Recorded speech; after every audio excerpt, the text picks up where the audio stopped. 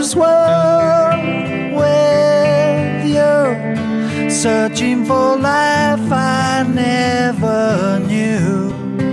Out of this world, it's true, there's no limit on the things we'll do. Looking at the liner notes for the record, you thank John O'Donnell. Yeah. What was the relationship there? How did he trigger you to start the record? He and I had sort of gotten to know each other pretty well prior to Imaginary Kingdom. I don't know, we met at a few gigs that I was doing around the year prior to that, and he expressed his affection for records of mine in the past, and we talked about music generally, and discovered common loves and that. So then by the time I got to the period prior to this record, we were at the stage where we would have dinner together and just talk music, and I think I said to him that I thought it was probably time for a best of, because I haven't done one in 24 years of solo albums, and he said, nah, make a new one, make another new one, which was great. It was exactly the spur that you need, I think, from somebody. And it just came from him, and it was great, because I'm not making EMI lots of money by any means, so it wasn't him sort of talking to an artist who had just sold multi-platinum going, make another record. Sure. It was coming from a fan, and it meant a lot. I was quite touched by it. So and then I just started writing. Given it's only been 2 years since the last record, it's quite a quick succession for you, because you've taken a bit longer in the past. Were you just on a roll? Because I know that the title track, I assume that was written for the last record, Imaginary Kingdom, that hung around? Well, it wasn't finished. It was actually, I just stole that title. I thought it was a good title for the album, but the song was, it was only half written. Yeah. So that I had this spur to finish that one off, and there were a few that had been around for ages, bits of music that I've had for ages, like More Fool Me, Out of This World. Others were just brand new, like Straw to Gold and some of the others. But it's a combination of things, and quite often I have bits of music that, Unsinkable on Imaginary Kingdom, I'd had that music for about 20 years, and finally got some words, So I know with Out of This World, it's been around for about 15 years. Was that something you just tinker on occasion, waiting for a lyric to finish the song? Yeah, it was. And also it changed shape quite a lot once the words started to come together. I actually changed the melody and moved it around quite a bit. But it had been in its embryonic form around for ages. I think all songwriters do that. You have your sort of little... I like reading about Cole Porter and how he had this big suitcase full of songs that he'd written, and whenever it came time to do a new musical, he'd sort of open up his suitcase and just drag them out, so you can make things sort of fit when the time is right, sort of. Yeah. So what's the process for you? Because like Keith Richards says that he puts the antenna up, a song comes along. Is it a similar kind of thing for you? Is it just when you're in the mood, or do you sort of have a working regime? It's when there's an album on, I suppose. You sort of fall into those natural cycles, and that gives you a bit of a kick. And but for me now, I don't do it as something that I have to do every now and then, or I think I let go of all that about 10 years ago. The pressure of album tour, and defining my life by that. And I sort of define my life in other ways now completely, like husband, father, friend, whatever, and the songs just come unbidden, really. They come when they come, and they seem to come quite well. So something about letting go, really letting go. It's something that happened to me when I was about 44. No album deal, no manager, no nothing, but met the right person at last, had a few kids, had a couple of kids. So something about that letting go just invited the muse back into my life, You talk about there being a song cycle on the record, but just through two songs with More Fool Me and Forever Thursday. How do those two songs connect with each other?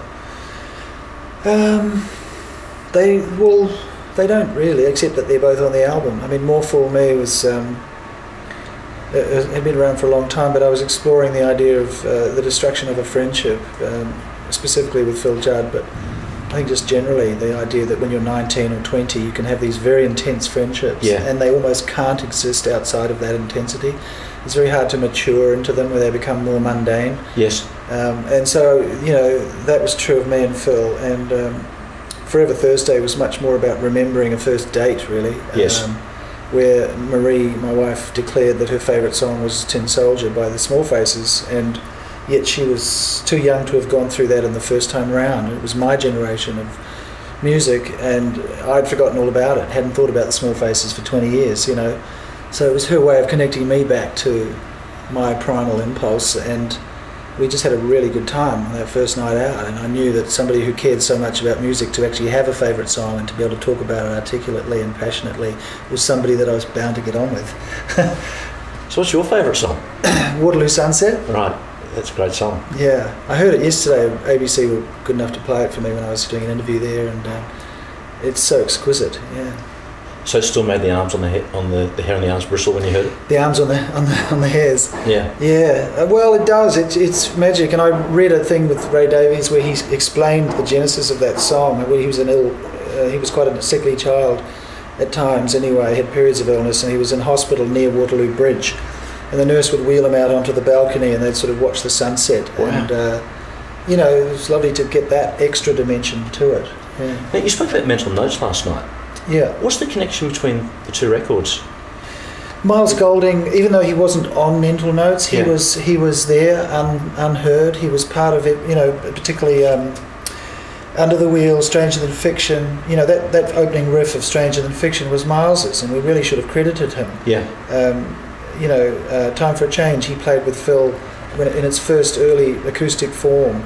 Under the Wheel, he came up with a beautiful arrangement after the first chorus where it becomes quite dissonant. That was pure Miles, and you know, so yeah, he was, even though he wasn't on this record, he was part of it, and he's now finally, we've made an album together, new one. It must have been great to reconnect with somebody after that period of time. Yeah, it was brilliant, and to have his you know, years of experience and brilliant technical awareness of music and understanding of harmony. Because I wanted to make it feel like a chamber group when we played, even though we'd be still playing pop songs, and there wouldn't be that sort of you know, classical music sort of context for it, but just to get that tension between the four sounds, you know, and to have them be enough, be complete unto themselves.